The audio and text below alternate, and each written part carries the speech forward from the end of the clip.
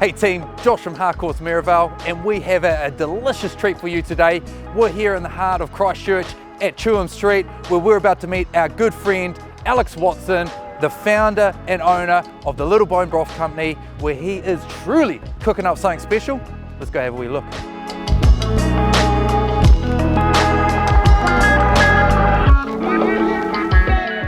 All right, Alex. Hey, thanks for having us. Mate, no problem. Mate, behind the back end scenes of the Little Bone Broth Company. That's us. Mate, you've been in business for about 6.5 years. That's right, yeah. I guess the magic question is, how did you start? How did you get to here? Sure, look, it was a little bit of an accident. We always loved going to the farmers market, the Riccarton Market on a Saturday morning. My wife encouraged me, hey, maybe to do a part-time sort of stall and to do the bone broth. I'd been making bone broth for myself for a wee while and enjoying it. Taking it into the office and having it instead of a coffee in the mornings, and definitely getting some strange looks. But hey, we thought, why not, let's put it in a jar, take it down to the farmers market and see if we can sell some. And went down my first Saturday morning quite nervous, 42 jars in hand, and we sold the whole lot. Yeah, it was a real buzz, I'll never forget it. So that was back at the start of 2018. Yeah, came out the week after that with a few more. I think it was about 72 jars that weekend, and they sold as well.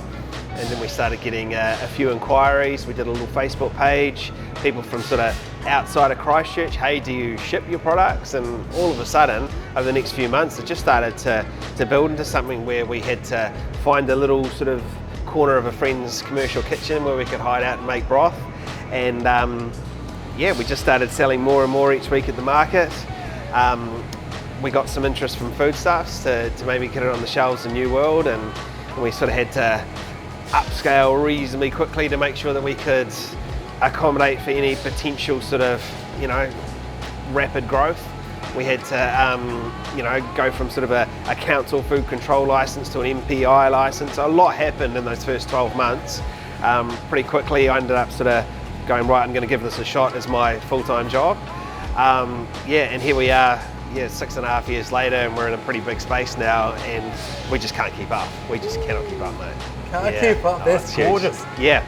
And so 12 months, so a lot happened in 12 months, starting with 42 jars at the farmer's market. Yeah. Obviously business didn't come natural, like, and you said you shifted gears, taken after 12 months, jumping it into full time. Yeah. What were you doing beforehand? Yeah. Where did the sort of spark or the heart come for the bone broth? Yeah. And then taking it where it is now? Yeah, sure. Look, so I'd always been in sort of hospitality for most of my working career. I'd been in hospitality, mainly sort of front of house and management, but I always had a huge passion for cooking as well. So in terms of making the broth, I used to make stocks and whatnot when I was, you know, would have a roast chicken at home. I'd save the bones, I'd make a stock, so then I could have it in the freezer for next week. If I made risotto or curry, I could use my own stocks, which I really liked. I had a friend who suggested, hey, why don't you make bone broth? It's really good for you. Okay, what's that? Basically, it's the same thing as a stock, but we just cook it out for a lot longer. You know, we give it that sort of 24 to 48 hours of cooking. And that was where my sort of passion came from it. Combine that with the hospitality that I'd always done. I was working in recruitment, so recruitment hospitality, finding chefs jobs and things like that, which was good, but it was a bit more sort of corporate than I was used to. This was all sort of post-earthquake stuff. And the chance to sort of get back out and do something on my own, I liked the idea, but I was, yeah, very, very green when it came to the business side of things, that's for sure. And, you know, we got this opportunity to go into the shelves in supermarkets. And I remember the day when we got all the paperwork approved and we got the first order start to trickle through. I thought, you know, we're off to the races here, I really did. And then realised pretty quickly that getting into supermarkets is great and getting on the shelves is an awesome achievement, but it's only the beginning of the journey. You know, there's so much more that to actually get the product and the brand out there to get it to move. So it was a big sort of first 12 months, and then to be fair, we hit a bit of a ceiling, and it was pretty tough going for the next sort of 2 or 3 years. Gotcha. Yeah. So 2 or 3 years, you sort of hit a bit of a plateau, managed to take off like a horse out of the races on the trots. But then that 2-3 plateau, I guess what took it from, what was the branding, or how did you brand yourself to have such a popular, from 42 jars to 72, then growing into the stores, into the supermarkets? and then getting yourself there, and then what took you from the 3rd year to the 6th year? What sort of separated you there? You know, look, absolutely. So when we started off the product, we started in a glass jar, so we could hand label them. We could order a small amount of jars at a time, because obviously with cash flow, you know, we're very much operating sort of hand to mouth. So it was a glass jar product, which meant it was a chilled product. So what we found is we're in supermarkets, but we're in the chiller. So we had a lot of people going in and looking in the stock sections in the shelves, and they'd come out and they'd message us on Facebook. I've been trying to find your product, I can't find it. Did you look in the chiller? Oh no, we didn't look in the chiller. So it was sort of a little bit hidden to the customer. Also with chilled freight, it's extremely expensive. The cost of the jars were getting expensive. You know, you have to wash a jar, you have to hand label it, you have to then put the lid on. So it meant that the product itself was very much at a sort of a premium price in the supermarket. It was just sitting at about that $13, $14. And people were buying them, and we were stoked with the results, but we were just, like I say, there wasn't a big market of people out there who could, you know, afford to put a $13 or $14 500ml jar of stock in their trolley every week, you know. We wanted to make it something that people could just use as almost like a daily type of product in their cooking. And so the big turning point for our business is we got it into the pouches, and that was huge, because first of all we managed to get it ambient, so it could sit on the shelves, so we weren't paying for the chilled freight. It was going just on normal courier, sitting on the shelves beside the stock, so it was easy for people to find. The cost of production came right down because the pouches were cheaper. We weren't having to wash because they come pre-labeled. You don't have to wash them and then label them. So everything came down in terms of our cost of production. And what we did is we passed that on to the consumer by just keeping our margins the same and having exactly the same product in a different package for under, I think it came on the shelf at $7.95. So all of a sudden people had the option of going from one of the sort of the overseas made stocks that may have included, you know, high sodium and also additives, to having the New Zealand made one that was additive free and not having to go from sort of $3 or $4 up to $13. They could take a wee jump up, well, it's still a decent jump, but it's still a jump. It's not as bad, up to $8, and that's when it started to move. It just absolutely started to move. And was that around that 3-year mark where you sort of shifted gears? Correct. You listened to the market, you listened to your customers, you were adaptable and flexible, which allowed you to stay in business. But not only that, being smart enough to sort of cut your costs in half and streamline the process and put it in a more easy access of reach and eyeballs. Exactly. Yeah, it was really cool as well, because I presented the pouches to Foodstuffs, and they really liked it right from the get-go, and they said, look, the only thing is, we'll take this on for sure, but be aware that your sales of jars will probably decline, and they may get to a point where we need to take them off the shelves because they won't be viable anymore. And I said, I understand that. I feel like this is where our business is heading. But the cool thing is, Josh, is that the jar sales stayed exactly the same. And that was 3 odd years ago. You know, they're still in the distribution centre for the South Island. They still go really well because there is a market for people who want the glass jars. They're happy to pay a little bit extra, but then we've got this coming as sitting alongside it, and it hasn't sort of overtaken it, which I'm thrilled about. Incredible, and that just goes to show the power of your brand and the power of your product. And I guess what sort of keeps the jars, as well as the new foil packets, what's been the sort of key, like 1 or 2 develops of the brands that you've made that sort of made you so big? Sure, I think like we've definitely sort of just chipped away there, and you know, every time we get a new supermarket on is a win. We've sort of really broken into the North Island now, and so we've been what they call ranged in the North Island now through Foodstuffs. So our presence is growing within the supermarkets, and you know, we've got our amazing little butchers and delis, and we've got our online shop as well. But I think honestly, like, you can't underestimate the value of social media. You know, we've never tried to sort of flood people with Little Bone Broth, this, that and the other, but we've had Catherine, my wife's done a fantastic job of promoting us in a nice way on social media, doing the recipes, showing people how to use it. And I've been lucky enough to have, you know, a few interviews with people like yourself, do a little bit of radio, and just keep getting our name out there. And honestly, we just love what we do. We really love what we do. And I think if we can pass on that sort of energy, that enthusiasm we've got for what we do,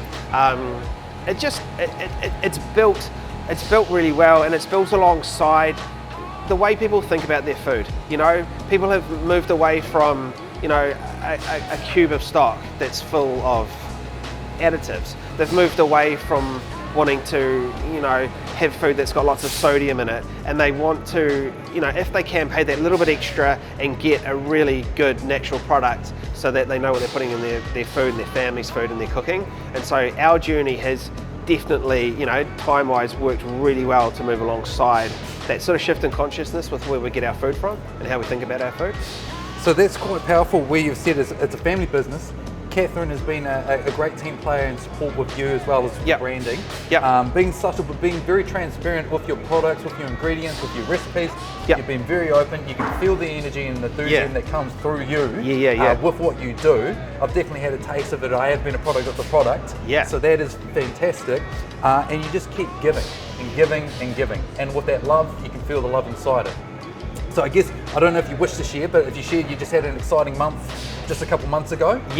And hey, look, if you wish to share it, you're more than welcome to. Otherwise, you have now stepped into the supermarkets. You're pretty much the leading bone broth in all of New Zealand. And you're going up sort of toe to toe with a couple of the Australian brands at the moment, which is incredible. So go the Kiwis. What's the future look like for you, mate? Where does sort of the Little Bone Broth Company is going, or what's the direction? Look, absolutely. I mean, growth-wise, it's pretty crazy at the moment. We had our first $100,000 month, or 100,000 plus month last month. So that was a big milestone for us. And moving forward, I tell you what, trying to navigate the growth is, so many learning curves for me over the last 6 years, and this has been a big one.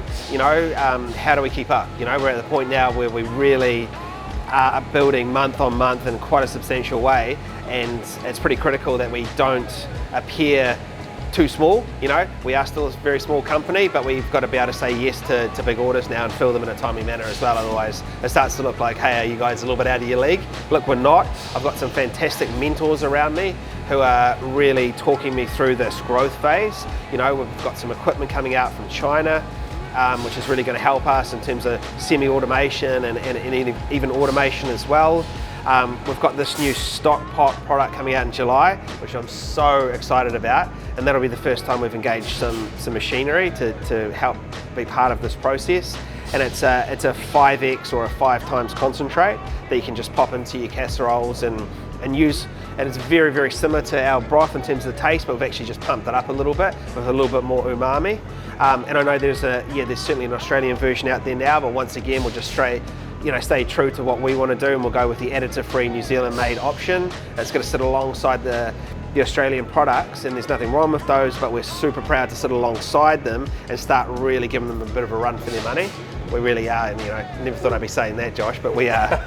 I can see the energy and the smile. That's awesome. Great to hear 𝑘iwiana's stepping up and running strong. It sounds like you've got the growth mindset. You've got good mentors around you. Definitely. You are full steam ahead, which is fantastic. And it even shows we've got Dan and Phoenix in the background here. Absolutely. So the company is expanding. You're providing jobs for local Kiwis as well, especially here in heart of Canterbury. What would be, I guess, just for everyone here that's looking or watching, that would think, oh, I want to sort of get, start a part-time hustle, or maybe I want to shift gears.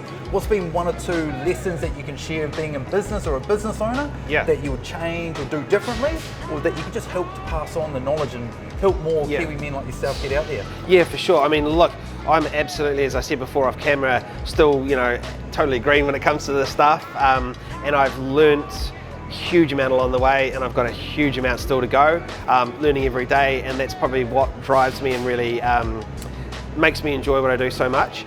But I can certainly pass on a little bit of knowledge, especially when it comes to the particulars of being in the food industry and maybe trying to break into those supermarkets. We've got a lot of people around us doing sort of similar things at similar stages or different stages. What I've always tried to do is make myself available to help others if I can. If I can give them any help with just trying to navigate what it's like to onboard with foodstuffs, for instance, or the MPI requirements around that. I've always tried to make sure that I can give back as much as I can. I did start out and really have to navigate a lot on my own, and it probably took me a lot longer than maybe it would have if I had someone saying, hey, well, this is how that works. And I know that it looks a bit complicated, but when you break it down, it's okay. If I can pass on any knowledge to anybody, especially if you're starting out, look, just give it a go.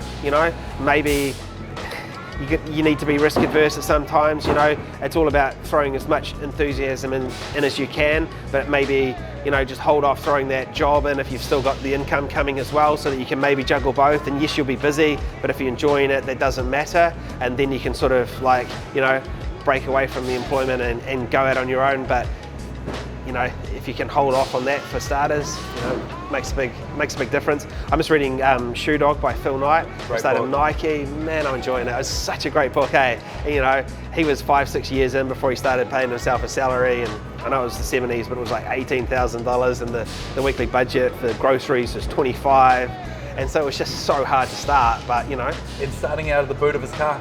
Totally. Starting out of the boot of his car, doing the hustle. Yep. So you made yourself available to help anyone that you could. Enthusiasm plus. Would have probably asked for mentors a bit sooner instead of doing it on your own. Absolutely. And just, hey, didn't just quite throw in the towel with a full-time job until the part-time matched the full-time salary. Sure. But otherwise, Sure. just taking action and giving it a crack. Yeah, look, absolutely. Beautiful. Yeah. Alex, hey mate, we're taking up a bit of your time. I see the boys hustling, ready to carry on. Is there any last words that you'd like to share with anyone listening? Or look, I mean, sometimes I do have to pinch myself a little bit, because you know what we've managed to achieve over the last 6 odd years has been pretty awesome, and we've got a long way to go. You know, and every day we just have to be careful and strategic about what we're doing to make sure that we can continue to succeed with what we're doing. But we're just stoked to have really found, I suppose, our direction, what we want to do, and it's just being able for people to have good food available at a price that's not, you know, going to blow the budget, that to put it in their trolley, supermarket trolley every week, and just enjoy our products. And we're so grateful for everybody who buys our products and supports us. Mate, it's been an absolute pleasure. Thanks for being an example. Thanks for leading the charge here in New Zealand, inspiring more Kiwis to get out there and do it, and also making Kiwi homes a lot more healthier and better because of your products and stuff. So I might substitute my coffees for the bone broth actually. Are they listening to you? First thing, hey, thanks Josh, Thanks appreciate for your it. time, Alex. Thank you, man. Cheers. Cheers.